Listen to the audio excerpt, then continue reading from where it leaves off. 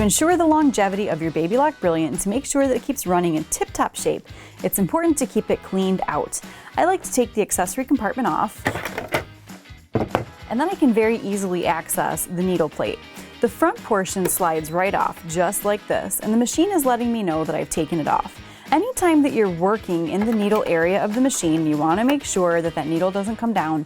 It's not a bad idea to set the machine for that presser foot needle exchange mode, and that way the needle can't accidentally come down. Now I'm going to lift up the foot and take the foot right off, and once again I'll remove that needle plate. And when I've removed the needle plate, I've got the ability to take out the bobbin very easily, and I can also take out the bobbin case, just slide it right out.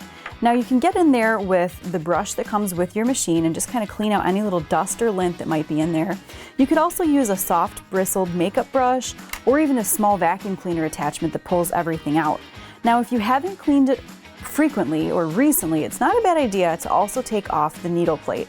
That's going to allow us to get in there and clean around the feed dogs. So the Brilliant comes with several different styles of screwdrivers, and the circular one is the easiest for taking out the screws that are holding the needle plate in place. So we've got one out, set them somewhere safe so that they don't get lost. And then you can reach in here and take out the left screw. There you go. And once you get it loosened up, I find it easiest just to kind of twist it with my finger to loosen it even more. And then you can pull that second screw out and take off the needle plate.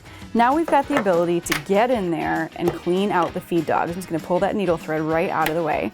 So again, you can use the brush that comes with the machine or a soft bristled brush or your vacuum cleaner attachment.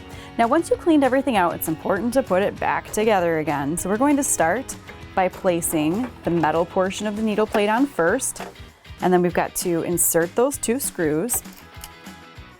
There you go.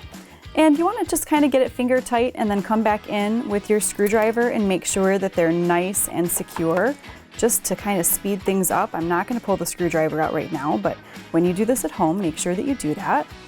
Now it's important to make sure that your needle is in the highest position when you reinsert the bobbin case, because that makes sure that everything is exactly where it needs to be positioned. If your needle is not in the highest position, you can touch that needle up-down button twice to get it there. Now we need to line up the white triangle on the bobbin case with the white dot that's inside of the bobbin area. So I'm going to drop this right in. It slides into place, and that makes sure that everything is perfectly aligned for stitching. Now I can slide the plastic portion of my needle cover back on and then reinsert the bobbin, and I'm ready to stitch. Now you should always take your machine in for a cleaning once a year, just to get a nice cleaning and oiling. Your service mechanic, your local authorized Baby Lock retailer, will get inside of it and make sure that to take very good care of your machine. But that is how you can clean it in between projects.